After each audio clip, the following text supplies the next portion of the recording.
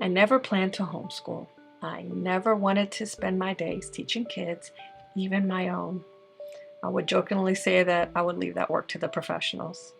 But then my oldest went to kindergarten. Never felt quite right, but the real issue was that he wasn't learning how to read. After 2 years of preschool with excellent teachers and another year in kindergarten with another excellent teacher, he still barely knew his letters. So we got a note from the teacher expressing some concern. There I was with a toddler and a newborn and zero knowledge about teaching children, trying to figure it out. I did figure it out, and my son did make amazing progress and was on track by the end of the school year. So we decided to homeschool since home is where his real learning was happening anyway. Of course, there was a whole lot more for me to learn, especially as my younger children joined our homeschool. I tried a lot of things during that process of adapting to the homeschool lifestyle. I tried imitating more experienced homeschoolers because if what they were doing worked for them, it should work for me too, right? I mean, didn't they have it all figured out? I tried choosing curriculum that was considered the best. The best science, the best math, the best whatever. Try making things more fun to get buy-in from my kids. There is something to that, but I didn't go about it the right way. I tried trial and error. I'd think, let me just try and see what happens if I do this. That resulted in such a spectacular waste of time and energy. When I was tired of trying things, I tried just sticking with curriculum, hoping that it would eventually work out. I just powered through and hoped that my kids would get with the program. There's something to that too, but again, I didn't go about it the right way. And finally, I just crossed my fingers and hoped for the best. Since then, I've learned a thing or two about homeschooling, and I'm passionate about helping other moms avoid the mistakes that I made. I'm Leslie Maddox, an engineer turned homeschool mom, and I want to help you customize your homeschool. I'll tell you later on in this video how I plan to do that. Therefore, this video is not for you if you have no plans to homeschool your children, ever. Don't waste your time. Click over to Bernadette Banner or Dr. Grande instead. Their videos are fascinating. The body language guy is good too. Jesus Enrique Rosas. We love him, so check him out. This video is also not for you if you know exactly what works for your family in the way of homeschooling. Your children never complain about their schoolwork and you never feel overwhelmed by your responsibilities as a homeschool mom. If that's your situation, seriously, don't rock the boat. Don't poke the bear. Just keep on keeping on. But you're watching the right video if you plan to start homeschooling next school year and are feeling a bit overwhelmed. Or maybe you're currently homeschooling and feeling overwhelmed because you're struggling to get it all done. Or your kids are struggling in certain areas and you don't know what to do. If that sounds like you, let's talk about some common homeschool mistakes. We'll cover what I think is the most common homeschool mistake, what I think is the most egregious homeschool mistake, and a few other mistakes that I've seen or made along the way. We'll also talk about possible fixes for those mistakes, among others. Let's start off with what I think is the most common mistake: choosing homeschool curriculum because someone says it's the best. I see this in Facebook homeschool groups all the time. A mom will ask, what's the best? And then fill in the blank. The best math, the best science, the best whatever. Another version of this question is, what's your favorite? I think that the second question is slightly better because it shows awareness that the best curriculum isn't necessarily the one that your family wants to do. So how do people answer either of those questions? There's usually a mom or two who answers with a, it depends on your family and what you're looking for kind of comment. I appreciate those moms. But I'm always dismayed by the number of comments that are something along the lines of, XYZ curriculum is the absolute best. I always picture a couple of kindergartners fighting about who they think is the best Pokemon character. I guess that's what I'm getting at here. It just seems childish to ask for the best ever and then to respond with a this is the best comment. Because don't we all know by now that everyone is different? The curriculum that's just right for one family isn't going to be right for all families. It reminds me of Goldilocks and the Three Bears. Papa Bear liked the porridge hot, Mama Bear liked it cold. Maybe she was just distracted by Baby Bear and let it get cold, but whatever, she was willing to eat it. Neither of those bowls of porridge worked for Goldilocks, but that little trespasser found one that did. My point is, they weren't wrong to have their own preferences. Breaking and entering, that's a whole other thing, but having your own preferences, that's okay and perfectly normal. So instead of asking for the best, we need to learn to ask the right questions about any curriculum option. Some questions to ask are, what teaching methods does this curriculum use? Can my student work independently, or they need a lot of help? How much time will it take to complete? What type of prep work is needed? One family might think a particular curriculum is the best because they can do it as a family, but maybe you'd prefer something that your kids can do independently. Or maybe a family prefers a project-heavy curriculum, but you'd prefer a workbook-style curriculum. See how asking for the best isn't really helpful? Another common homeschool mistake is committing to one homeschool style, saying we're classical or Montessori or Waldorf or whatever type of homeschoolers.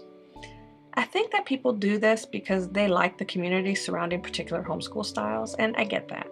It's nice to feel like you're not on your own. And the different homeschool styles do all have something to offer. After all, they're each popular for a reason. But what I've seen is that each style tends to cater to a particular type of student or a particular type of family. So the idea that one homeschool style will work perfectly for a family of different individuals over the entire course of their education is so ridiculous. It's almost not even worth talking about. I mean, just applying common sense to this idea tells us that it couldn't possibly be true. After all, haven't public schools taught us that one way of doing things doesn't work for everyone all the time? Therefore, I'll just say this about it. A homeschool style is not inherently valuable. Its value lies 100% in how it helps you to educate your children. The ideas that make up a particular homeschool style should serve our children, not the other way around. It's our children that are important, not the homeschool style. Instead, we should thoughtfully take what works best for our families from a homeschool style without going all in.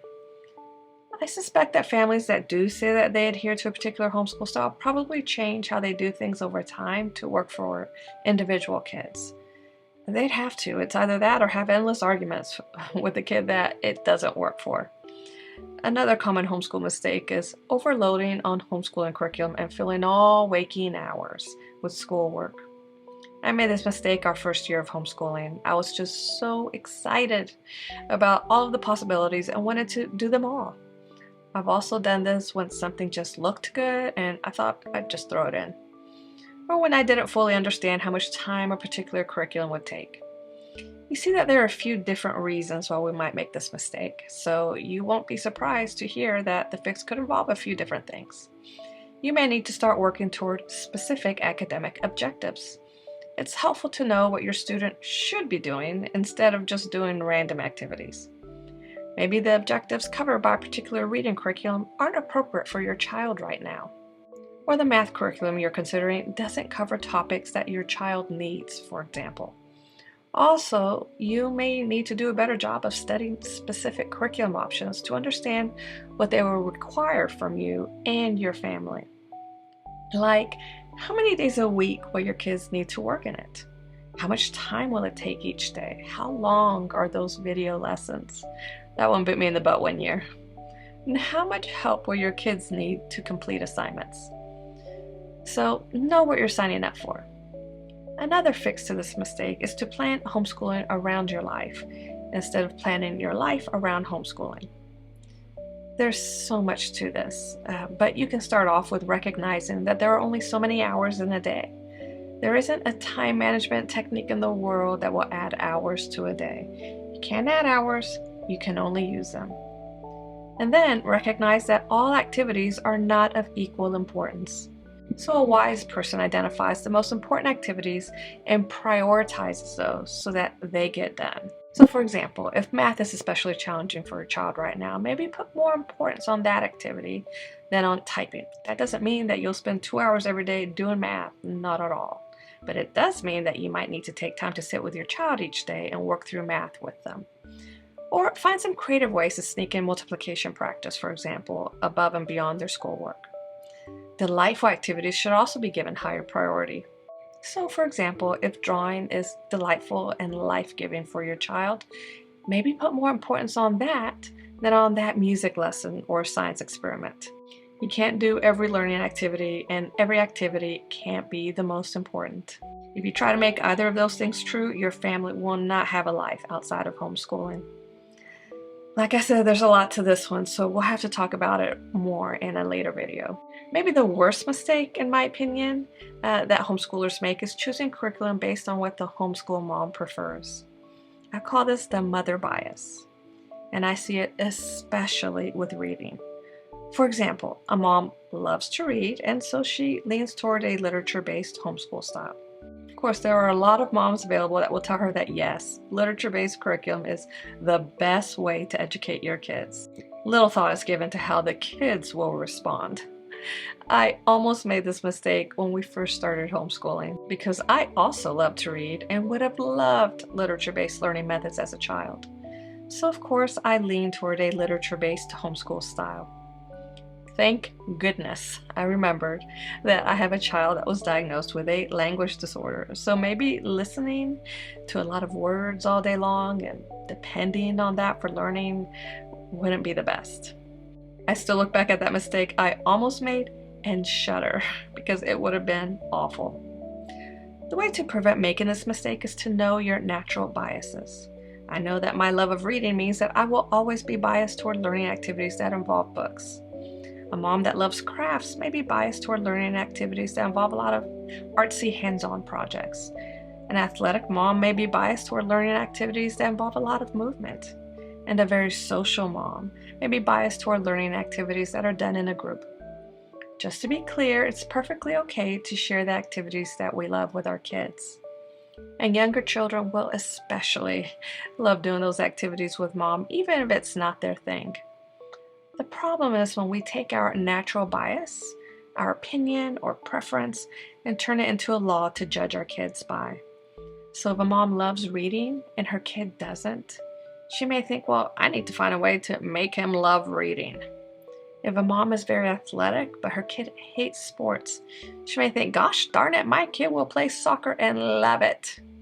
And if a mom is very social and always wants to be out and about, but her kid doesn't love that, ends up feeling exhausted and overwhelmed by all of that socializing, well, you can see how that could be harmful. So recognize your natural biases and allow your kids to have their own.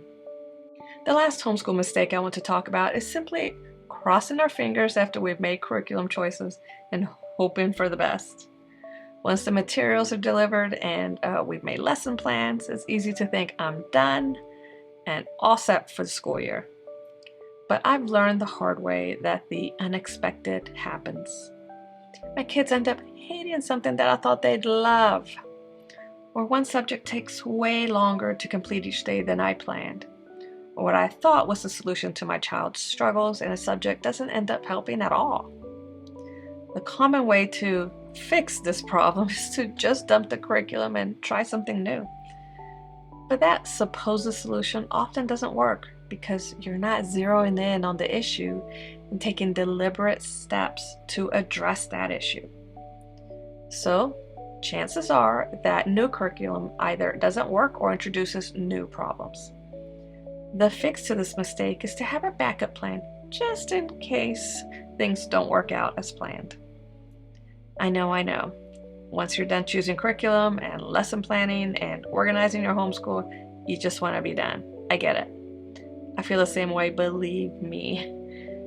But you know what's worse than adding another step to your homeschool planning? Because there is something worse. Being in the thick of the homeschool year and not knowing what to do when things go wrong. Spending even a little bit of time thinking about possible problems you may have during the homeschool year and determining a next step if that problem does come up will help alleviate a lot of stress later. The solution could be as simple as changing the pacing of the curriculum, putting a pause on the curriculum to address a specific difficulty, or introducing fun new school supplies or tools. If you wish you could dive a little deeper into one of these common homeschool mistakes, I've got good news for you. I have over 20 videos ready to go that go deeper into these mistakes and more. They cover the homeschool planning decoded method of planning and organizing your homeschool. It's a way for you to customize your homeschool so that it works for your family in particular. You can access all of these videos right now at the link below. I'm hoping and praying that they will help you. But I've also created the Homeschool Planning Decoded Starter Kit, which is a monster PDF with all sorts of worksheets and resources to help you plan and organize your homeschool. You can find a link to the starter kit below too. In the next video, we'll talk about the 6 steps you should take when planning and organizing your homeschool. I'm excited to get started with you on that.